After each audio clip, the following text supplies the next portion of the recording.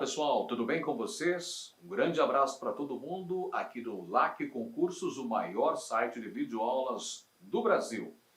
E para o desespero da concorrência, Edenilson Moraes, este locutor que vos fala, já está na área e se derrubar é pênalti. E nós estamos chegando com o nosso projeto pedagógico visando a sua qualificação. Continuamos estudando História de Mato Grosso, estamos no módulo do período republicano e hoje, especificamente, trataremos sobre política fundiária e tensões sociais no campo. Portanto, ao longo desta aula, iremos tratar dos projetos de colonização que foram implementadas em terras mato-grossenses ao longo do século XX. Como se deu a ocupação, o povoamento e a exploração econômica dessas terras ao longo de todo o século XX, perpassando momentos importantes, como, por exemplo, a ocorrência da Marcha para o Oeste durante a Era Vargas e a colonização federal implementada durante o governo militar brasileiro a partir da década de 1970. Veremos também nesta aula os desdobramentos principais destas políticas de colonização, bem como trataremos das tensões sociais que são um resultado direto dessas políticas implementadas. Vamos começar falando sobre a colonização de Mato Grosso ao longo do século XX.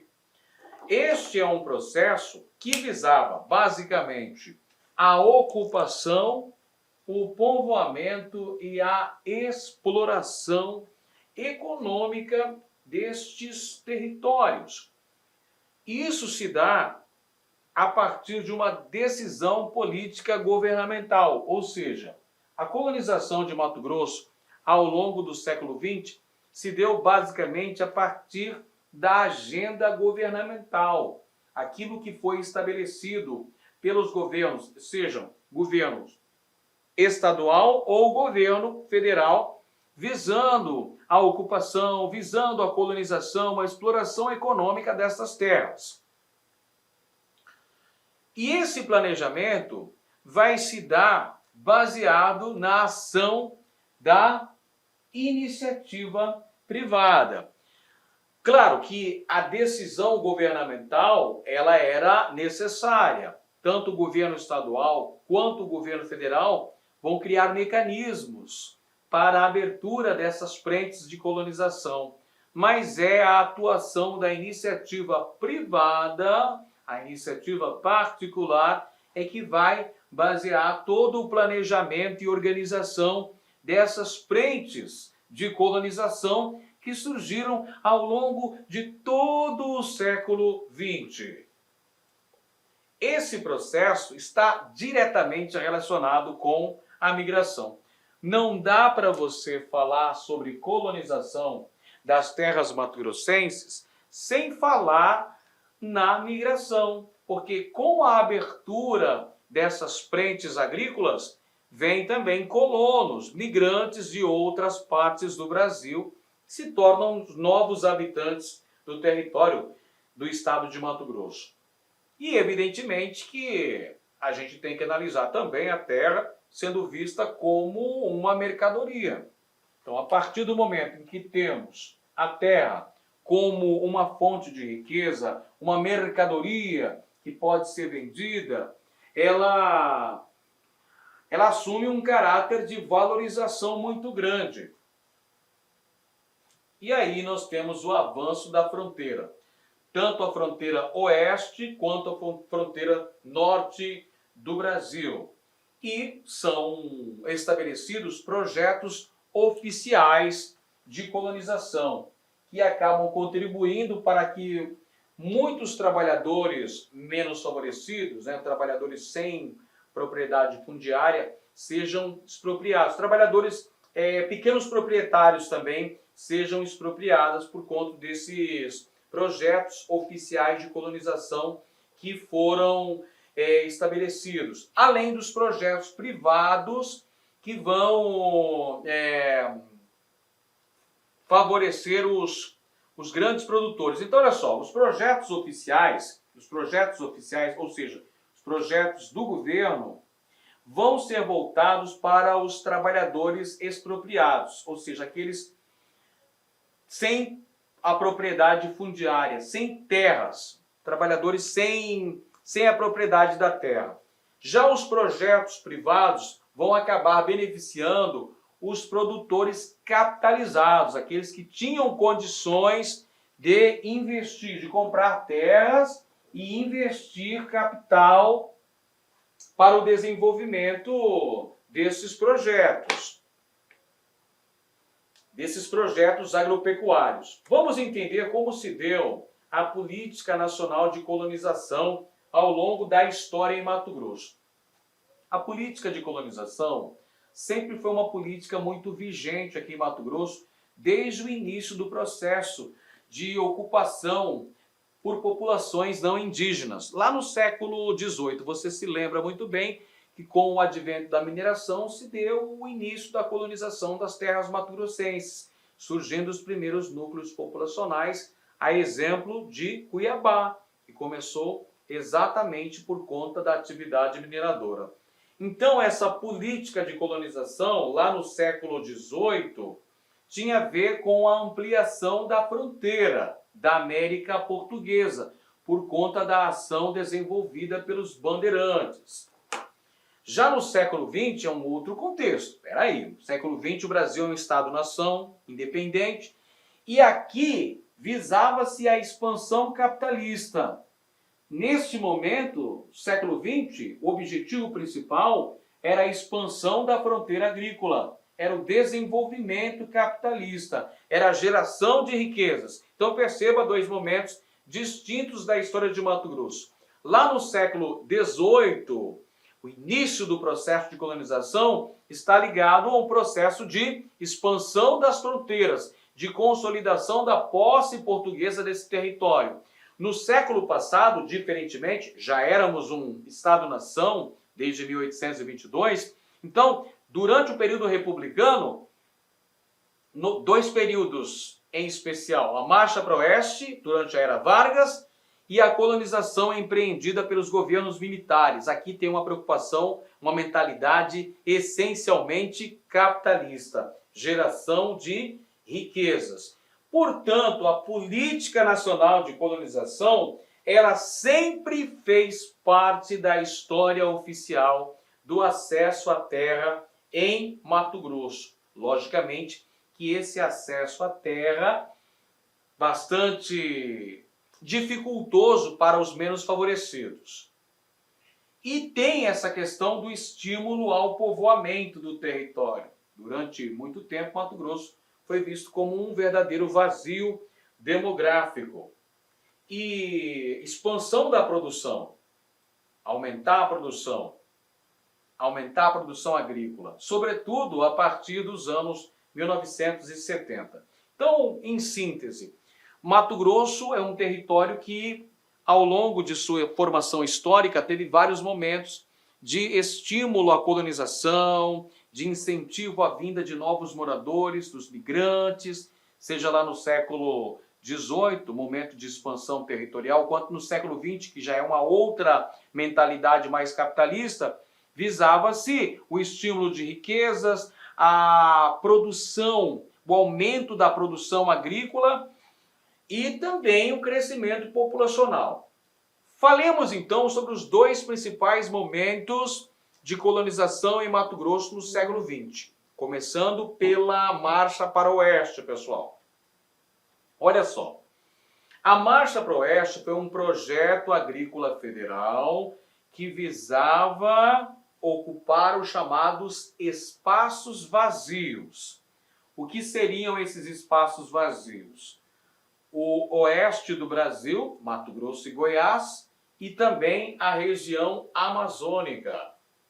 A Marcha para o Oeste, implementada durante o Estado Novo, durante o governo de Getúlio Vargas na presidência da República, queria expandir a fronteira agrícola nacional e formar colônias agrícolas federais. Nós até citamos na aula sobre a Era Vargas, Política e Economia em Mato Grosso, nós falamos que foram criadas colônias agrícolas federais em Goiás, Ceres, em Mato Grosso, Dourados.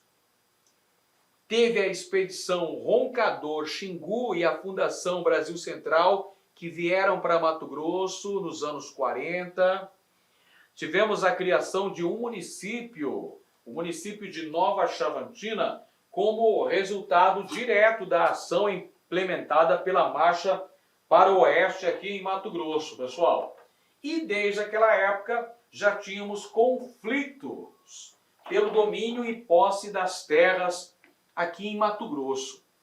Desdobramento importante da Marcha para o Oeste foi a criação da Colônia Agrícola Federal de Dourados, além da criação de 2 territórios federais em Mato Grosso. O território federal de Ponta Porã, lá no atual Mato Grosso do Sul, e o território federal do Guaporé, atualmente Rondônia.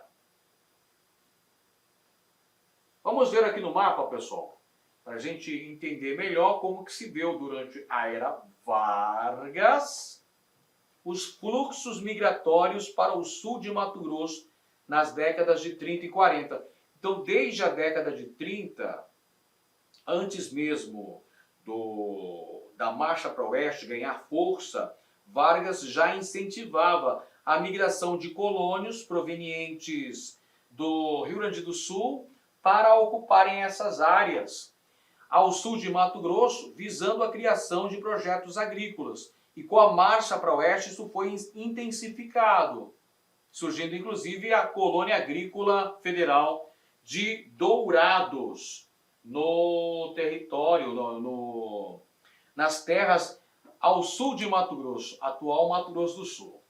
Bem, a política fundiária em Mato Grosso é uma questão bastante interessante, bastante polêmica, porque Mato Grosso sempre foi um estado que tinha uma grande extensão de terras públicas, as chamadas terras devolutas. E o que fazer com essas terras devolutas?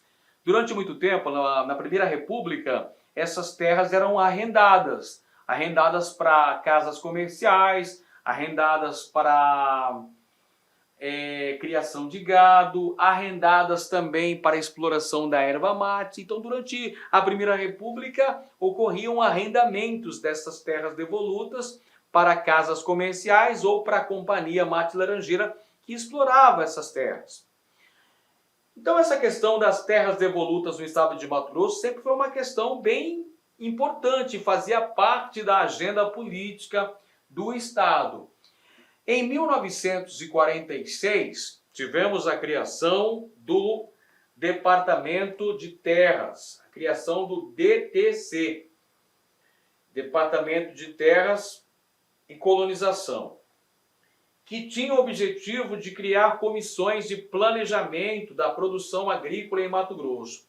Porém, o primeiro código de terras que vai nortear todo esse processo de colonização e exploração agrícola dessas terras só surge no ano de 1950. E a partir daí temos algumas iniciativas por parte do estado de Mato Grosso e também iniciativas privadas no sentido de promover a colonização dessas terras e promover também a absorção de excedentes demográficos de outras regiões que pudessem migrar para Mato Grosso e formar esses novos núcleos de colonização e de povoamento. No entanto, nas décadas de 40 e 50, a produção ainda era bastante limitada, a produção agrícola ainda era bastante limitada. Entre os anos 1940 e 1966, nós tivemos o estabelecimento de 30 núcleos oficiais de colonização em Mato Grosso. Esses núcleos oficiais de colonização promoveram a atração de contingentes migratórios para o Estado e acabou incentivando o surgimento da colonização oficial e também da colonização particular. Exemplo disso foi a colonização do Vale do Rio São Lourenço, aqui em Mato Grosso, surgindo a partir deste empreendimento a colônia agrícola de Fátima do São Lourenço e a colonizadora industrial, pastoril e agrícola, CIPA. Desses empreendimentos surgiram alguns municípios mato-grossenses: Jaciara, Santa Elvira e São Pedro da CIPA. CIPA justamente é a sigla colonizadora industrial, pastoril e agrícola. Os resultados dessa colonização entre os anos 40 e 60 do século passado foram a atração de novos moradores. Como é que se deu a atração desses novos moradores? Se dava basicamente através das campanhas publicitárias, que procuravam vender Mato Grosso como o novo Eldorado, como a terra da prosperidade, tentando assim atrair a atenção desses potenciais novos moradores que poderiam se deslocar para Mato Grosso como colonos. Em 1966, tivemos a criação, governo de Pedro Pedrocian, criação da CODEMAT, a Companhia de Desenvolvimento do Estado de Mato Grosso, que está dentro desse contexto de colonização aqui das terras mato-grossenses, pessoal. Dentro desse contexto aqui. Só que ela fica muito aquém dos objetivos de povoamento e tem uma limitada expansão da produção e uma limitada ampliação do mercado interno, por conta do processo de concentração da posse da terra. E também em razão da carência de assistência técnica e financeira. E também outro objetivo, outro agente causador desse não grande sucesso, vamos dizer assim, desse não êxito do processo de colonização agrícola aqui nas décadas de 50 e 60 em Mato Grosso, é a ausência de infraestrutura física e social.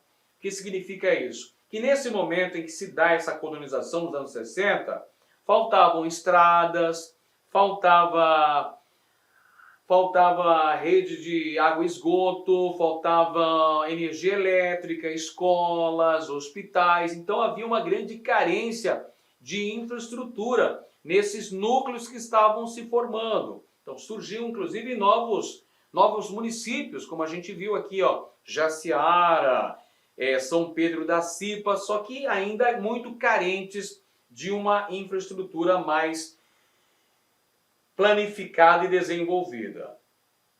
A política federal de colonização, com participação massiva do Estado, se dá a partir dos anos 70, com participação massiva do Estado federal. O governo federal participando com investimentos, com uma política massiva mesmo, uma política expansiva no setor agrícola aqui em Mato Grosso, visando justamente a expansão do capital para estes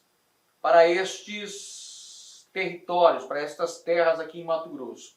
A estratégia era a da integração econômica das terras mato-grossenses, Amazônia e Centro-Oeste, dentro da política de segurança e desenvolvimento nacional. Então, pessoal, era uma preocupação dos tecnocratas da ditadura militar promoverem a ocupação das terras consideradas vazios demográficos. Era a política de integrar para não entregar. Então, dentro da política, da doutrina de segurança nacional, visava-se então promover a ocupação da Amazônia brasileira e da região centro-oeste como um todo, criando esses projetos federais de colonização, com abertura ao capital nacional e estrangeiro, e os programas de desenvolvimento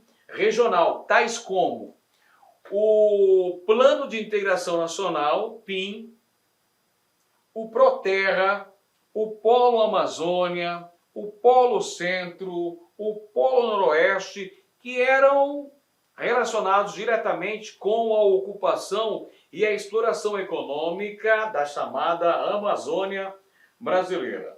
Entre as características destes programas, nós podemos citar aqui, pessoal, que em teoria esses projetos de colonização visavam o estabelecimento da reforma agrária e da política agrícola voltada para a ocupação econômica e social da Amazônia Legal brasileira. Só que na prática o que se assistiu foi a expansão da fronteira agrícola. Então a justificativa dessa doutrina de segurança e desenvolvimento nacional era garantir a realização da reforma agrária no Brasil e garantir uma política agrícola mais eficiente. Só que na prática, o que assistimos foi a formação de uma fronteira econômica mais extensa no Brasil. A fronteira econômica foi expandida no país com a ocupação desses territórios, gerando uma série de conflitos, como a gente verá mais à frente.